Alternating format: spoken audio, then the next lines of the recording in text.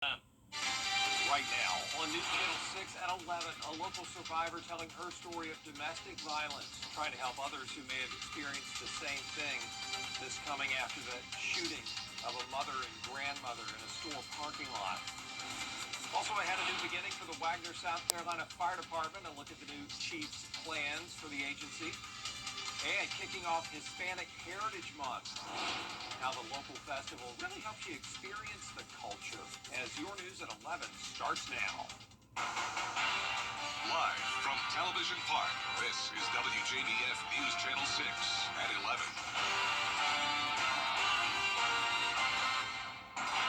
Hey everybody, I'm Brad Means. We do thank you for joining us tonight. Jenny is off. Coverage you can count on begins with questions about protecting domestic violence victims after a woman and her mother were shot and killed this week. That shooting on Sunday, allegedly by the woman's ex-husband. Kim Vickers has more. One of my first memories is that my mom had a shotgun and she was pulling the trigger. Luckily the safety was on.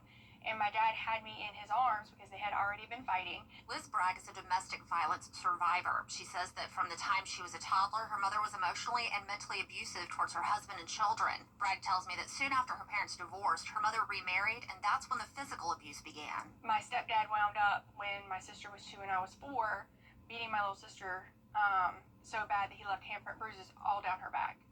Bragg's father reported the incident to the police and continued what turned out to be a years-long process to get custody of his children. She remembers how difficult it was for her. But we had to sit down for hours and think of every single incident and try to put it all in writing with the paralegal. And all that is triggering in and of itself, because as an abuse victim, how you go through the day-to-day and how you keep presenting that brave front is you compartmentalize everything. Child advocate Carrie Viola Brooke explains that it isn't as easy as many people think for abuse victims to get away, especially when there are kids involved. There's a lot of mental manipulation that goes into it. So there could be threats saying, like, if you leave, I'm going to take our child, I'm going to get sole custody of them. Viola Brooke says that custody cases involving potential abuse are hard to prove. A lot of times it's he said, she said. Sometimes we will see that there might be allegations of abuse that come out during custody battles.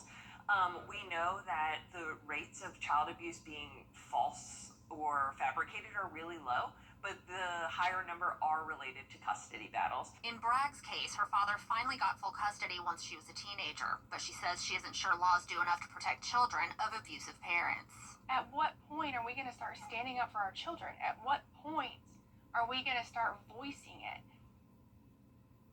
Kim Vickers reporting for us tonight. Bragg did post a video on social media to tell her story, and she says even if sharing her experience is scary to let the public know about it or it comes with backlash, she says it's worth it if it helps even one person and makes them realize they're not alone.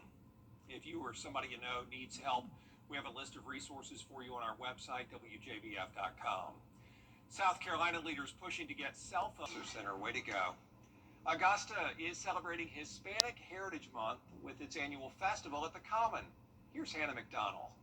This is the 30th year of the festival, honoring the diversity of the Latin American culture and teaching people more about the Hispanic community.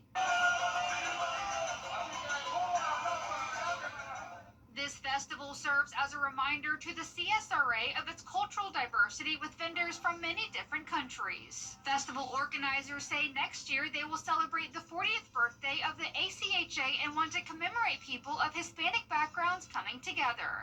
We do that here with a lot of pride and joy, and really an integral part of what this community is in the CSRA, where our Hispanic American community has come together to not only unite for this festival, but year-round. With immigration raids across the country and many other issues happening within their community, she says they want to come together and celebrate one another. As a Puerto Rican American, and many of us who are born and raised in the United States, we really want to connect with our roots and allow our extended community to understand who we are and what we're about, and that we are a community that celebrates and enjoys each other and supports each other. She tells me she hopes everyone gets the opportunity to have fun at the to try new foods and take advantage of all that is offered. Obviously, I love my tacos, but this is an opportunity for me to tap into some other countries and some of those other flavors. There's a lot of flavor here, so definitely come out and learn something new. I want everyone to take away something positive, and there's definitely a lot of fun happening this weekend that I want to share with everyone. The festival will continue from noon to 11 p.m. on Saturday. In Augusta, Hannah McDonald, WJBF News Channel 6. We are looking at 90 days until the official start of fall, but don't get too comfortable because the heat miser is planning his return with 90s back in the forecast. I'll let you know when coming up. The reviews are in.